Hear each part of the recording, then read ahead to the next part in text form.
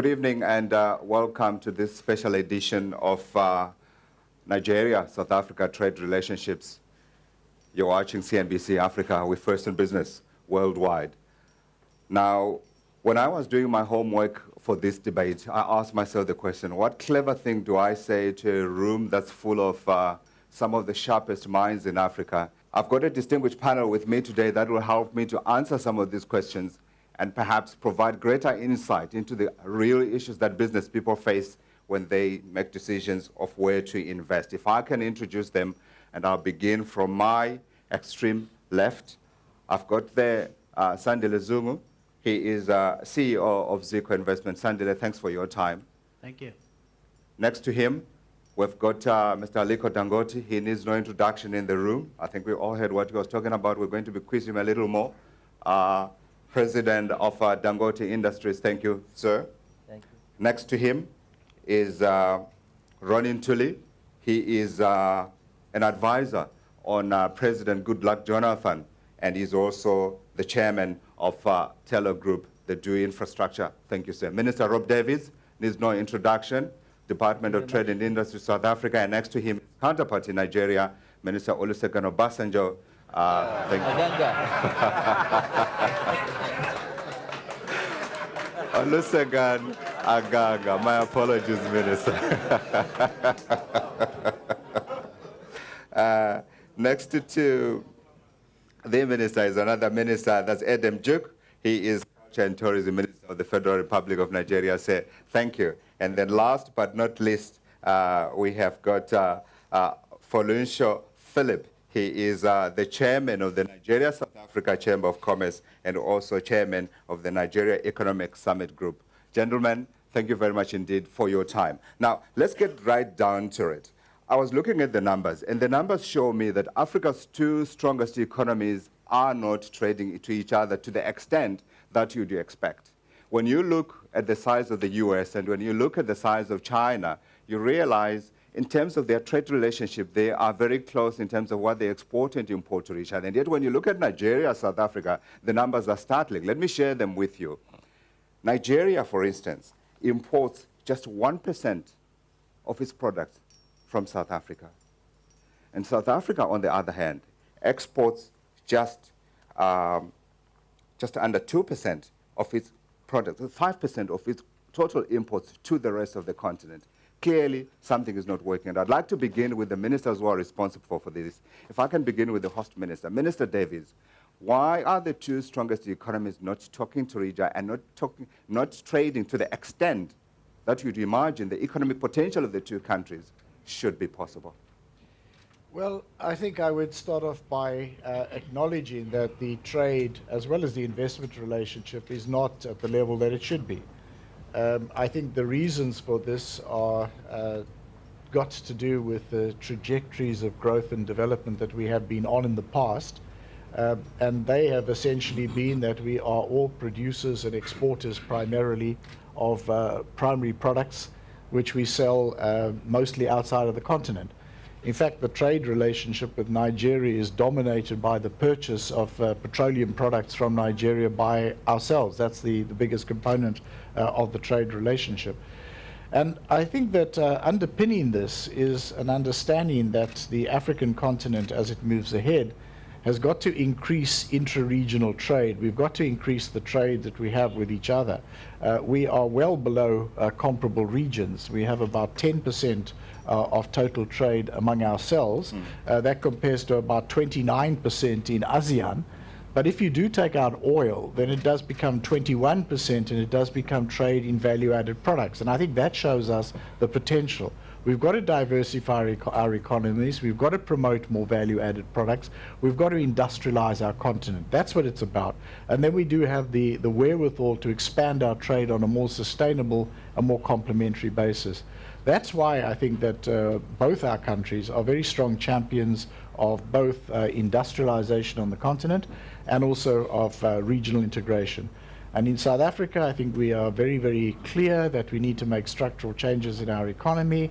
The Industrial Policy Action Plan, which we've been implementing over the last 5 years, we have seen that it has made important progress. It has supported increasing foreign direct investment in secondary industry. This is the basis on which we need to move further forward. We can't do this only in the South African domestic market. We need the African market.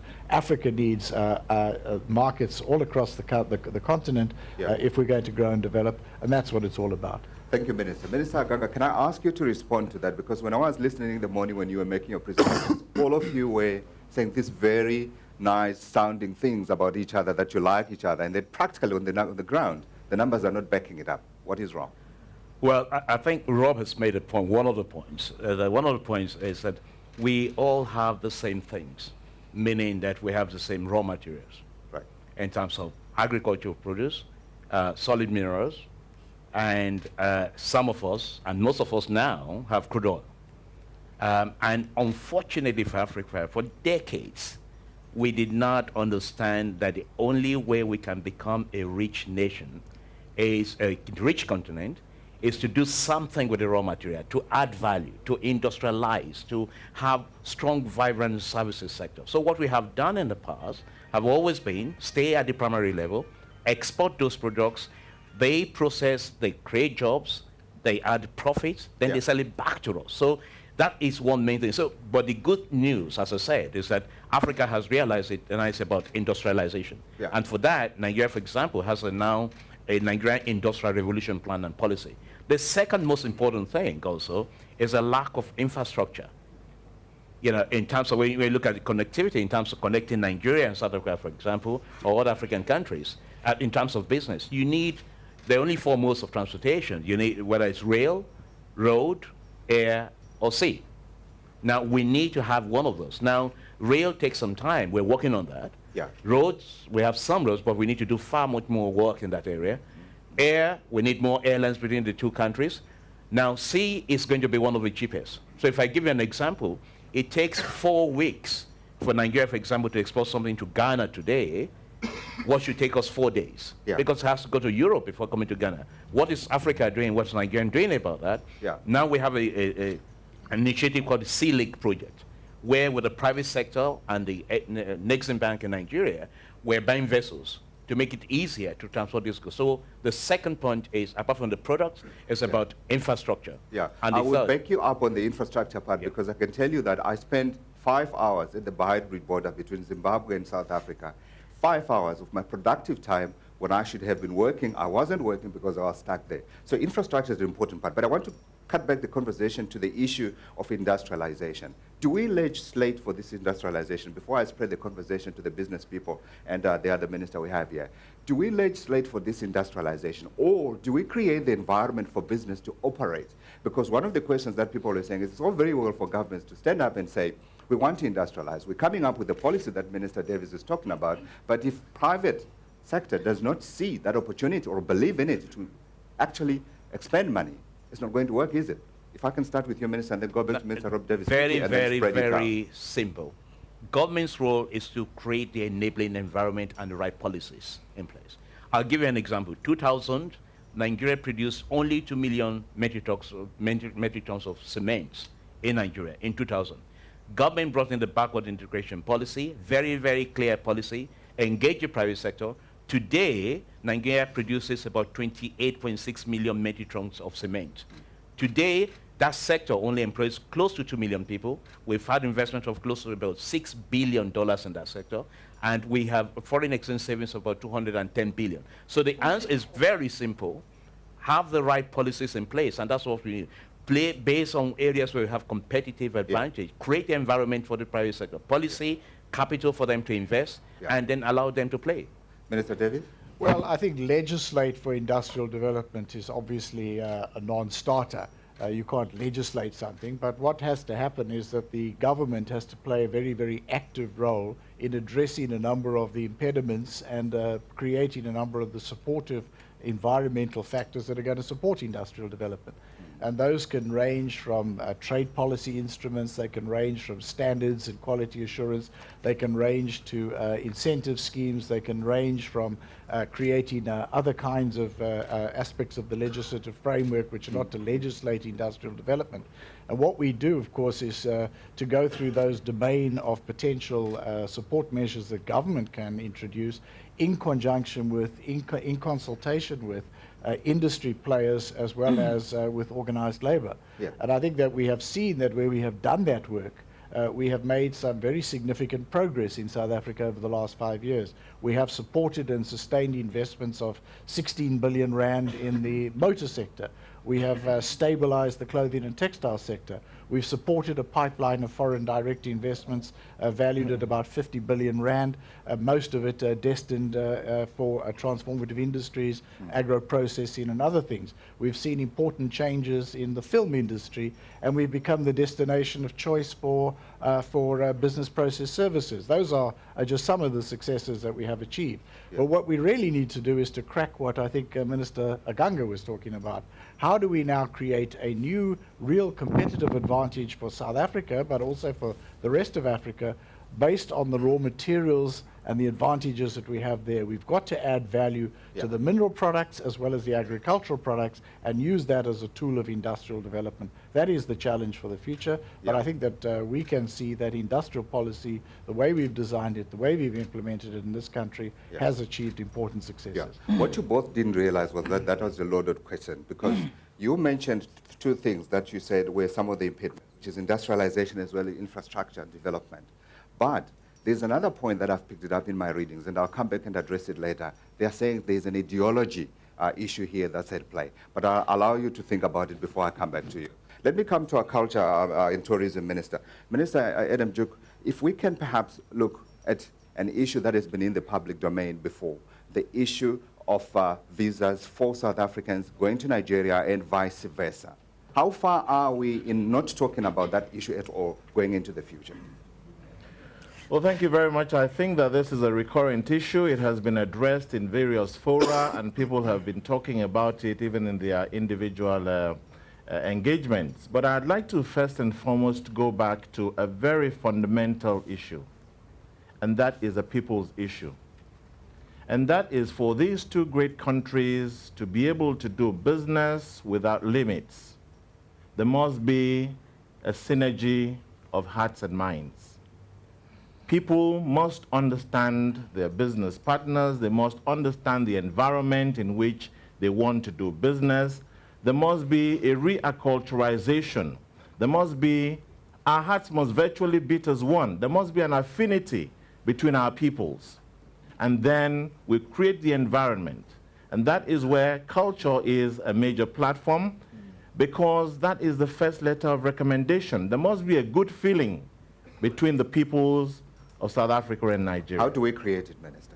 I think there is need for those of us who are responsible for communication, those of us who are responsible for the soft powers that are embedded in each of our countries, to explore and exploit them, to use them as the platform and the pillars to construct the engagements that we need to begin to do business. Yeah, Minister, I was hoping that you're going to say that CNBC Africa is playing its part, because I think we've done more than anybody else to raise the level of awareness of Nigeria as a business destination. Let me But I'll just speak quickly, about that. yes, I agree with you. CNBC is doing a great job in that respect. Thank you. But the point I want to make, really, on that point about the visa, is that you will find that at the end of today, we'll be signing about 8 or 9 MOUs with South Africa.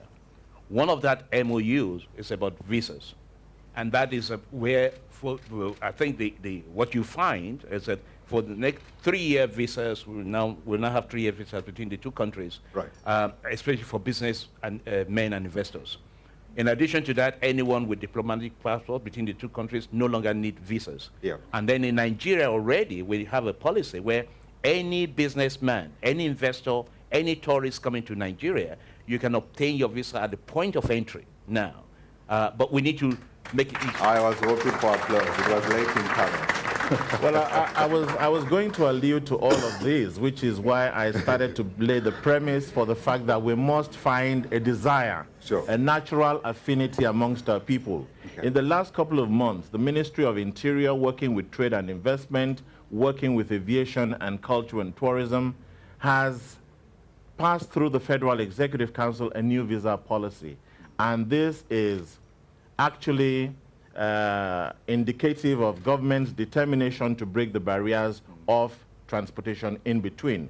We also need to deal with some of the overzealous individuals who are not interpreting those policies appropriately, especially at the points of entry. Right. And I think this needs to be addressed as well. Okay, Minister Davis, you want to come No, in no, quickly? I My business people are waiting because they are going to have a say on what you are all saying now. Yeah.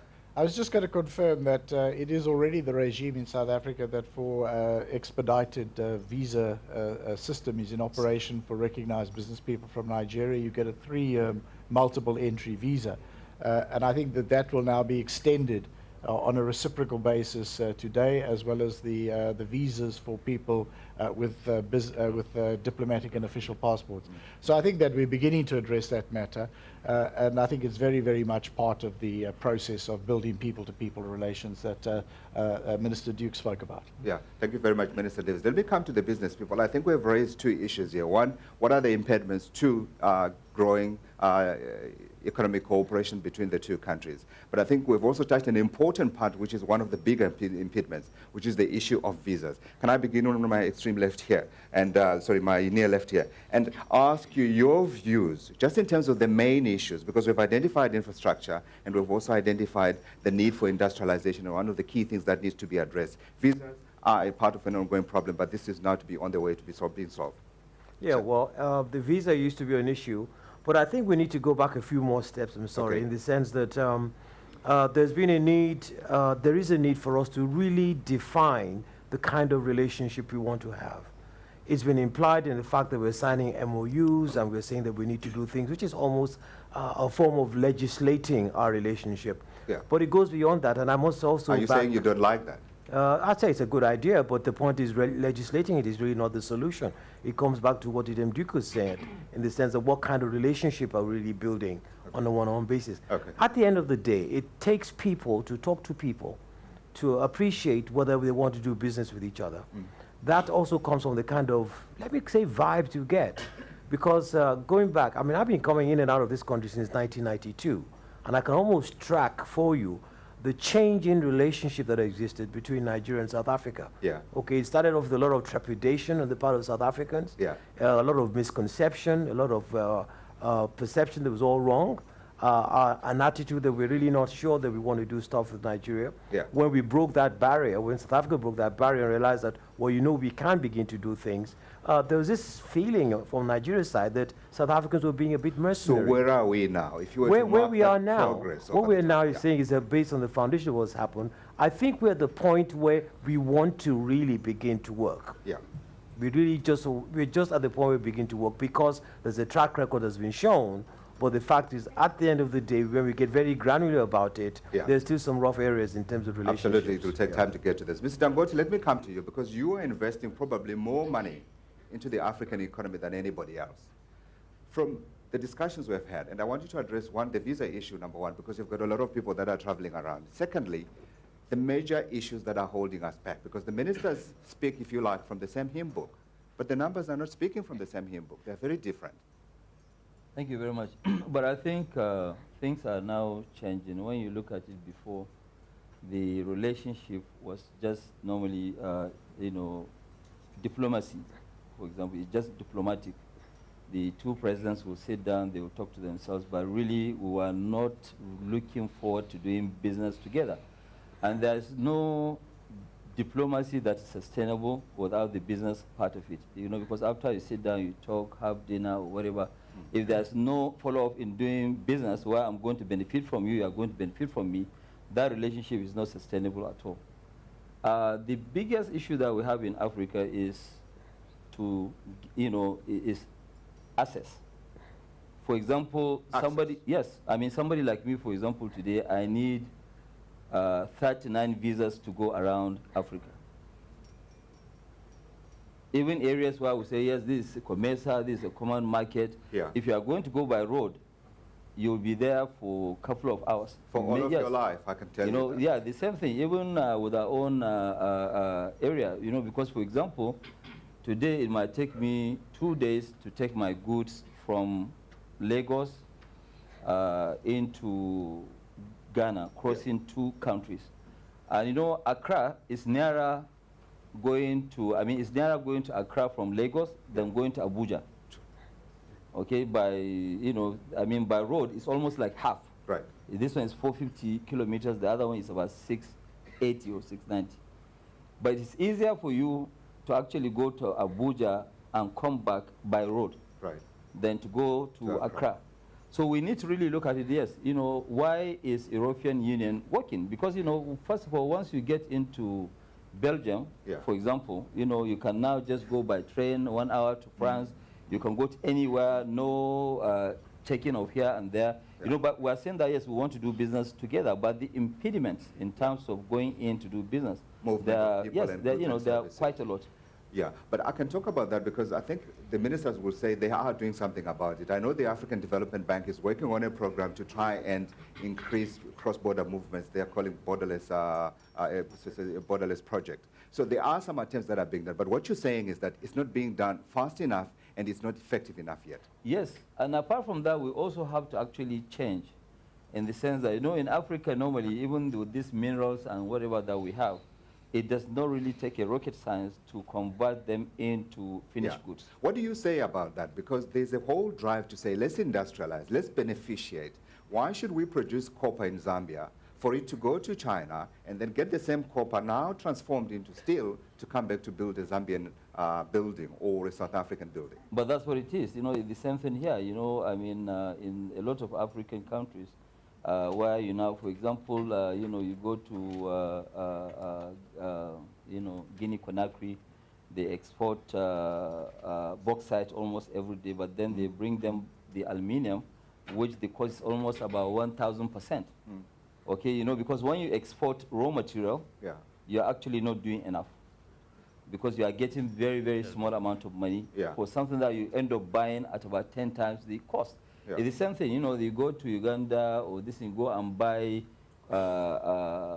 you know, coffee or tea. Yeah. They will go now, process it, level it. And these factories, they actually don't really cost much.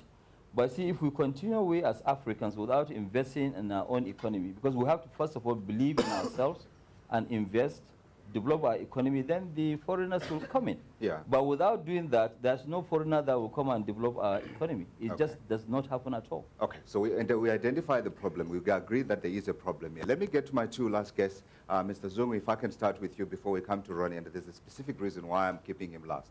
Mr. Zungu, if I can start with you, your impressions of what the ministers are saying in terms of trying to increase that flow of goods and services and people between the countries, and also, secondly, the visa issue. Have you seen it at work? Is it working for you?